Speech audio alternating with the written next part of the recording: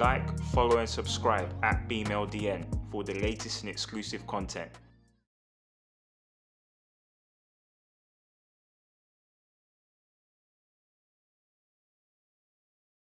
Yes, people, we are back. Another episode of Beam. It's your host, JR. I'm here with a very, very special guest. If you don't know, one of the biggest producers in the UK, worked with the likes of Fekky, Gigs, Dubs, the list goes on. Machine Baby, aka MB. What's good, my brother? You good? I'm good, you know, bro. How Yeah, you? man. You right? Yeah, man. Good, man. Thanks for coming through. Now, Thanks for having me, man. a lot of people know you as MB or Machine Baby, but people that really know you may know you as Leezy. Yeah. How did you start rapping under the name Leezy? Leezy, you know what? My whole thing was, I started rapping first, but I'm kind of a laid back character, you know what I mean? So you can kind of tie that in with lazy. So it was kind of like, the man them thought it was a little spin on words to put my name in there, you get me? And I've been that ever since, to be fair. Trying to get away from that tag there, though, to be fair. You get me? Man ain't lazy. I hear you, man. So yeah, you dropped 2 mixtapes, Roadworks Volume 1 and 2. That's right. Let's talk about what it was like to drop music back then, bro. Because firstly, shouts out Michael Million. Because shout out to the gaffer, Michael Million, my broski. Shout him out. We go back, you know what I mean? But you want to know about Roadworks? Yeah, man, Roadworks 1, 2. Because like you had platforms like Dat Piff, Mixtape Madness, Streets Incarcerated. It's not like now where you can just upload it to Spotify and Apple Music and people can stream your music. What was it like, man, like dropping music as artists back then? Yeah, it was a bit more harder, to be fair. Do you get me? Like, we was more interested in like printing up CDs, do you get me? And selling them physical copies out your car or whatever. And that's what I did with the whole Roadworks thing. I printed up 1,000 CDs. I probably gave away 500 of them, but the main aim was to sell them and start the process, you know what I mean? But as I said, it's nothing like today where you got streaming revenue. Big platform like Apple kind of came in and changed the game in it with the streaming thing. So before then, our main point of like outlet was on the roads, hand to hand, and we just about had MySpace. Do you get me? Which people put up your tracks online and whatnot.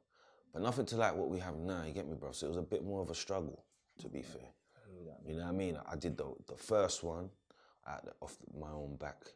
I did the second one off my own back. Yeah, I felt like at that time there, you had to really keep pushing, you get me? And it's a good place where we're at now, though. It's a good place where we're at now. Yeah, man. Because even back then, you had places like Ruthless Records. Ruthless Records, bro, man. Miss out Ruthless. You can't miss out them guys. Shout them out, man. You know what I mean? Yeah, man. Man would travel like all the way from South to East Ham, you get me? To go and push your CD and put it to my man, you know what I mean? I forget his name, Ruthless P. Yeah. P his name was. Yeah. And give him the CD, and I mean that was the way to do it. We had the DVDs at the back in the day, Streets Incarcerated. There's a few to mention, but those would be the places where man would find a new artist, hear a freestyle, oh that's out, and then word starts running like that, you get me? Yeah. Not really the online thing at that time. Yeah. That time it was slow. Yeah, for sure, Real man. slow. Yeah. But do you know what? The good thing about those times is that you knew if you blew in that time, the streets were behind you. Yeah, you know what I mean? The 100%. streets were behind you. So 100%. yeah, man. If you had like a radio, like pirate radio, that's where I reckon you was winning. You get me? If you was in pocket with a DJ pirate radio, you was winning.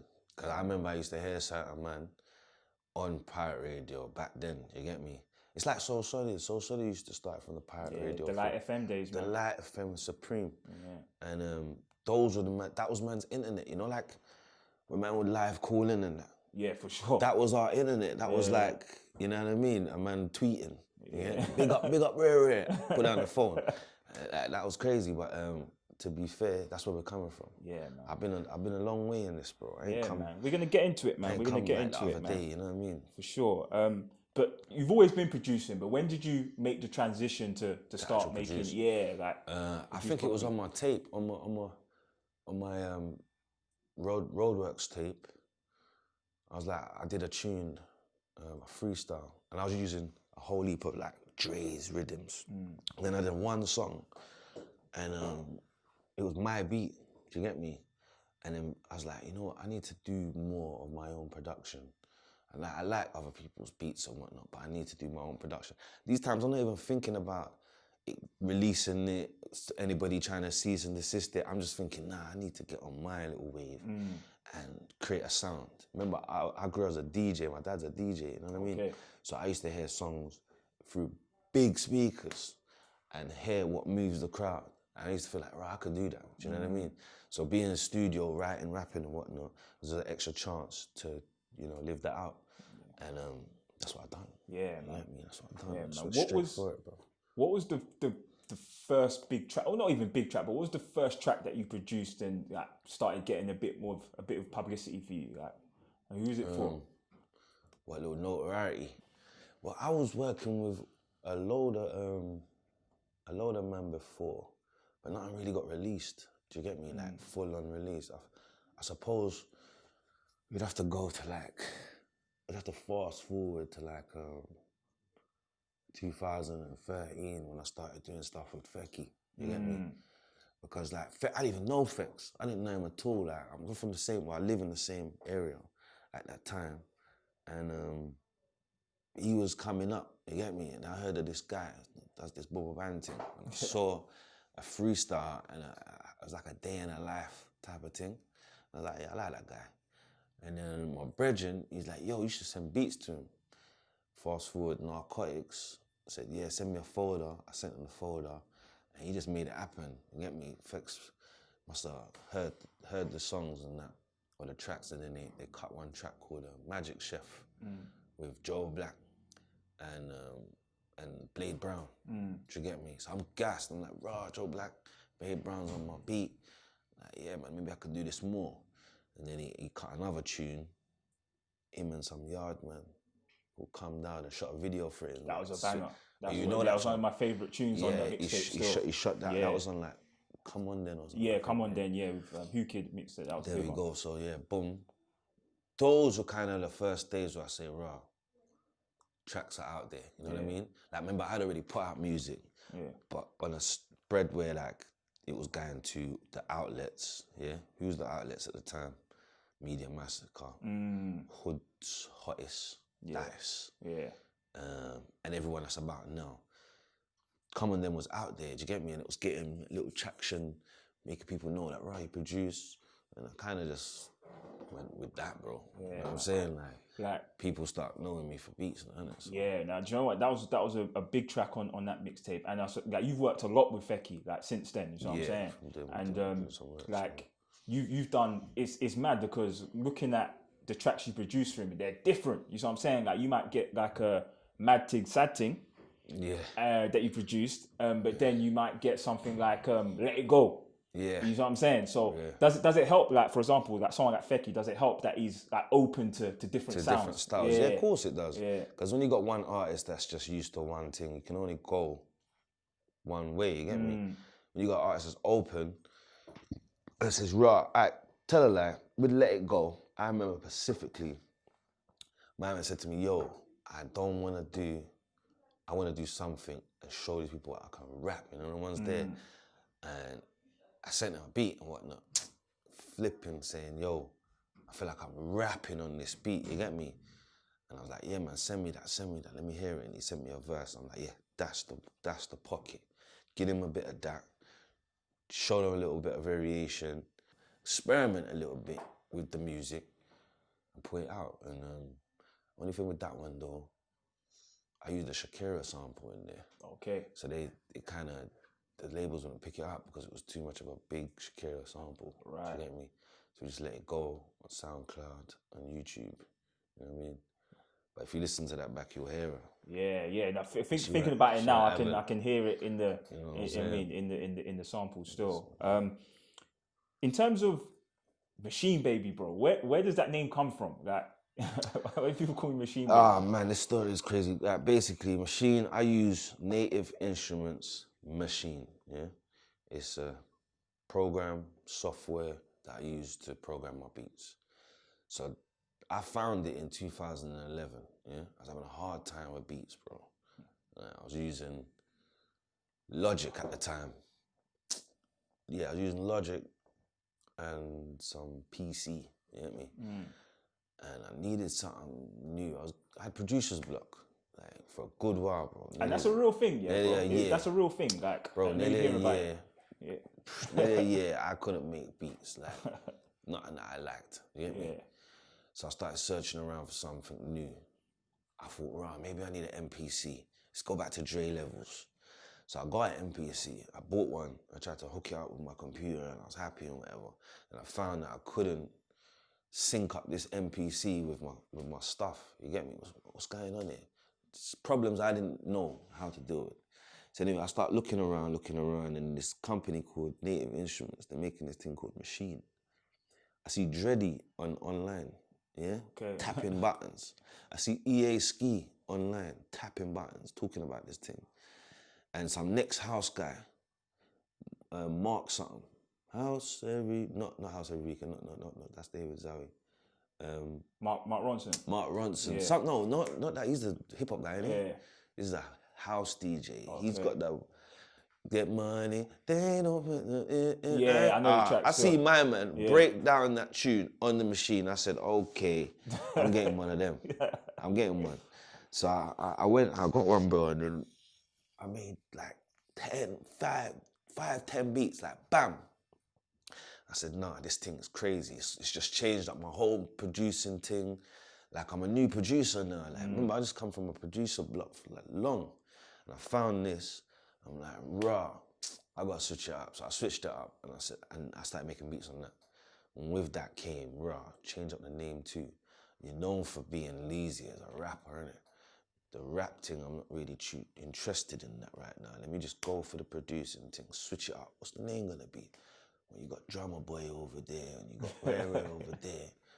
Fuck it, Machine Baby, you know them ones there? I love this machine, this is my thing, MB. Yeah.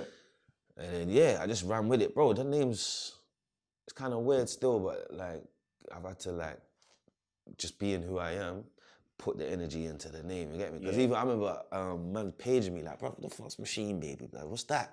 You get me? And I can't keep telling this story that I'm telling to everyone. I'm just saying, but don't worry about it, man. It is what it is, isn't it? Yeah, man. But that's exactly how that came about. That's what I'm saying. So yeah, you got to credit Machine for actual the drum machine. Yeah, man. Shout out Machine. Shout you know them what I'm saying? I've spoke to them as well, and they're supposed to send me a free machine. You get me? Yeah, send that through, man. Wherever you at, man, send that through. But you touched on your dad being a DJ, and that kind of inspired your production or inspired your musical sound. Yeah, like, nowadays, or even when you started producing, bro, like, what inspires you now? Like, what inspires you to make the beats that you do? I love a B-line, to be fair, you know. I love when a B-line can carry a tune. I think that's one of the things that sold me into making music, to be fair. Bass, you know what I mean? And I think where music's at now, like, coming from where I'm coming from, I'm a young black guy, you get me? I feel like we've got a voice, you know? So when I hear that voice, like, I'm inspired to put music behind it. Do you know what I mean? Especially if you're an artist. I'm inspired to put music behind it. That's just one of my things. It's just like a music thing in me, to be fair. I don't know if I answered that question well enough, but that's kind of like how I feel about it, you know what I mean? When I'm doing music, it's an escape, you know what I mean? Yeah. Not even just, I'm trying to make a track to be in the charts and everything. Sometimes I just want to escape, bro. I don't want to hear on my phone. I want to hear talk about no bills. I don't want to talk about work. I just want music, you know the ones there? Yeah. So that's one of my inspirations, to be fair. Yeah, man. And do you know what's crazy? Like, I hear this a lot when I speak to producers is there's a difference between a beat maker and a producer. What would you say is the difference? Nah, you see with this argument here, bro, I ain't gonna lie. I don't go one way or the other with it. Yeah, I believe in both crafts. I've been both. I am both. Fuck it, I'm a beat maker too as well as a producer. A lot of producers, the way I see it, comes from a standpoint that once you know, you determine that I'm a producer now, you start to look down on the beat maker. And I've seen that narrative. Do you get me? I mentioned no names, but I've seen the way man talk about it. me personally, I rate beat makers, bro. I came from being a beat maker. If you want to be a producer, you got to be a beat maker first. Yeah. You can't fludge it and then just say I'm a producer because you've made 1-2 beats. You got to be a beat maker first. You got to learn how to position hats, what kicks to use. You know, like, you have to be, basically, you got to learn your workflow. Do you understand? As a beat maker, you know how to work. So when you say workflow, bro, like, what do you mean? Is that the like just the environment for the artists to come and do what they do, or is it more just like knowing Nah, man. what I mean, sounds? like, when I say workflow, I'm talking like, you know, as a beat maker, how to arrange a song. Yeah? So when an artist comes in there and they've got 16 bars, some artists don't know where to put that 16 bars on a track. Do you get me?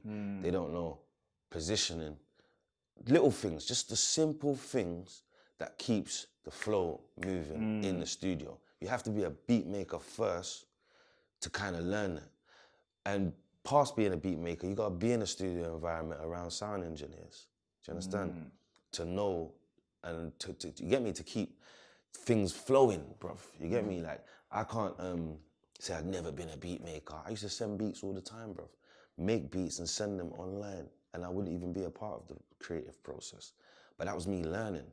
It took me a while to get an invitation, go down to a studio, and start putting in your 2 pence, learning the.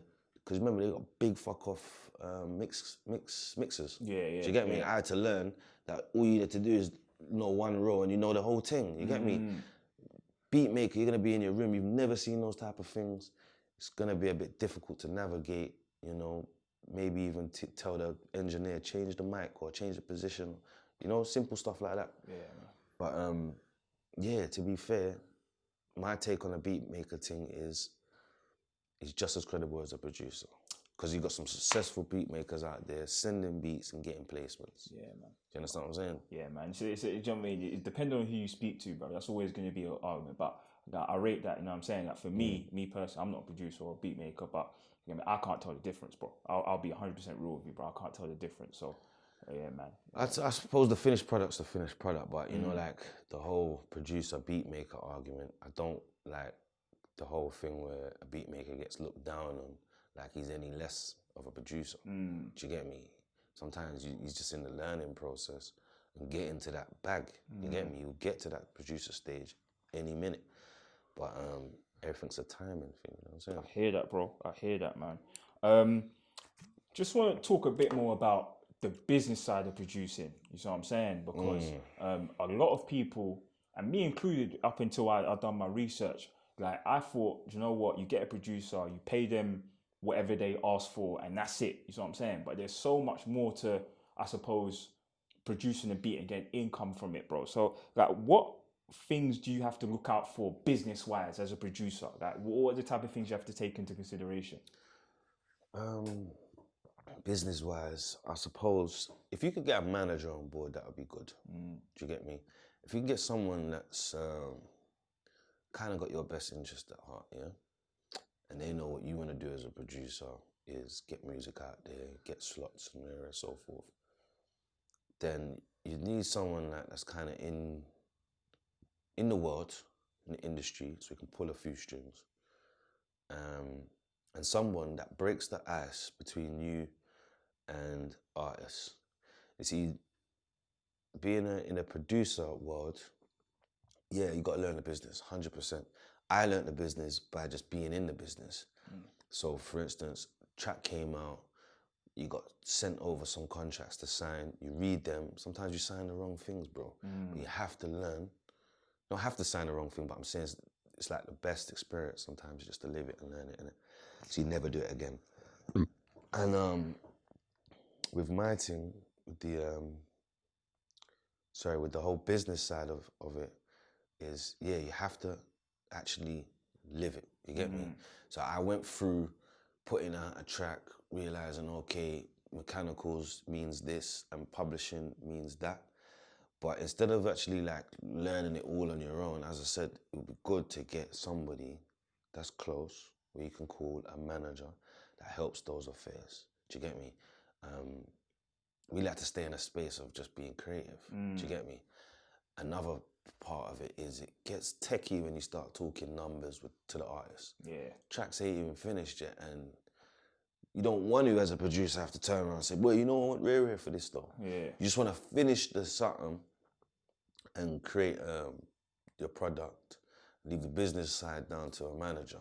I would kind of give that advice because it changes the environment, it changes things. Yeah. It's like me and you now, we're sitting down, we're talking, we're doing this interview, and then out of the blue you say, boy, so you know for each minute though, I need a little tenner here. For this changes my whole thing. Like, Raj, you know what? I might have to cut, you know, like boom, little things like that. So it's like, to be fair, I'd always say a manager's good or somebody that just knows the business. But you know what, bro? Like, imagine imagine someone that doesn't have a manager. Yeah. Like, how do they forget the business side? But how do they get their beats to artists, or how do they get, like, you know what I mean? Like, reach out and just holler at, man. Not everyone's bougie. Some people pick up their DMs. You get me? The producer link-ups, studio sessions. Do you get me? Sometimes you could go to a studio and see a next man in the next studio. Do you get me? Like, I can't tell you how to get it to people because it's all about how you move. But it's all about being in the right place. Do you get me? In a world of digital now, you can't tell me you can't get to gigs in a DM or something. Shouldn't even use him as an example. He's one of the hardest. But you can get to all these people, innit? I could send a beat now to Nines. I don't know Nines. I could send a beat to Nines. My day, you mad? A guy from all the way over on Church Road, I'm in SE in NW. I don't know how that would have worked, bro. Do you get me? Yeah. Now you can do that. You see what I'm saying? Yeah. So, yeah, it's like it's an open season. Everyone moves a bit finicky though. Do you get me? Like some people don't want to F with you unless you got a name, you know. But if music's speaking volumes, people will mess with you. Yeah. Do you get me? That's why, you know, one you from Germany, yeah, he makes bangers, bruv. And he's got mad slots, placements, bruv. Yeah. Because Cash Money and all them people that mess with him, they know. They signed him. 808 Mafia signed this guy because he's so hard. Do you get me? He wasn't in the industry. He just had dope music and man followed the music. You know what I'm saying? Man. So yeah, to be fair, it's always about having dope music as well. And enjoy. They say that, boy, that if the music's good enough, it'll get where it needs to go. You know what I'm saying? Yeah. But you mentioned producer link up. That's actually an event. So shouts out to the shout outs to producer link up. Producer link up, man. Cons, Showmaker, Speaks. I already know what it is. Yeah, man. Yeah. For those that who haven't been to an event like that before, man, what's it about, man? So talk to me about sort of how it's set up. Yeah, I've been to a few still. So it's like, you know, you got like 30, 40 producers, new and established, that are in the room, as well as artists, maybe a few managers as well. Just people trying to create links, you get me? And what it is you got the DJ set up and you get to play your beats. 5 minutes, you run like 4 or 5 tunes. And people will voluntarily come up and spit over your beats. Okay. So if you're looking for like a new sound, new rare, you can literally just be in a corner and just watch every producer come up and say, yeah, I like that, you write his name down. And then go and link him. Do you get me? Just go over there and say, yeah, boom, there's my number, boom, boom, boom. And just create it like that. And that's how I create a lot of organic links still, to be fair. Sounds like a good look, man. Any up and coming producers, if you ain't been to an event like that, man, definitely follow them on IG, producing link up. So it's a big look, man. It's a big look still. But let's talk about some of the bangers, bro, that you've produced, man. I think the first one that springs to mind, and there's many, but Gigs 187, bro. The 187. Yeah, man. How did that come about, man? How did you end up working See, with me, well, I'd worked with Gigs back in the day, me coming up. We got mutual friends, you know what I mean? So he came into my studio, done a song, whatever. So we're familiar with each other. But with the 187, me being me, bro, I was just on the gram. I put up, you know, clips of samples of what I'm about to drop, or how did this sound, or tag a favorite artist. And this particular one, I tag Gigs in it. And sent it to him, like, yo, bro, listen to this. And he just sent me back like, yo, that is mad. Murder. Send me that. So I was like, alright, cool, sent it to him. Bro, I was sent it, just say like 7 o'clock now, yeah? I've sent it, yeah? I'm a proper night out, innit? I'm going bed, I'm going bed at about 4:35 in the morning. And I get a message, you get me? What do you think about that? And it was a video, you get me? Of all the man them in the studio.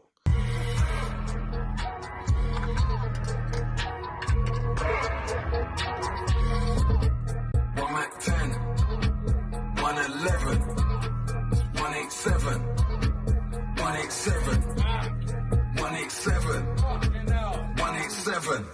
Fucking hell. You already cut the tune, bro. I'm like, bruh, this guy, you know, he fucking knows how to work, bro. Like, really knows how to work. He sent me the video footage of the tune, everyone's in there, and I'm like, oh, I'm gassed. I'm about to go bed, fam. I had to get up and build it again. Like, bruh, what's going on? But yeah, that came about kind of like just through the new way. You get me? Internet, all of that shit helped, man. But obviously he knew who I was, so it helped as well to finalize it. And then we just went from there, bro. Yeah, man. Big track, man.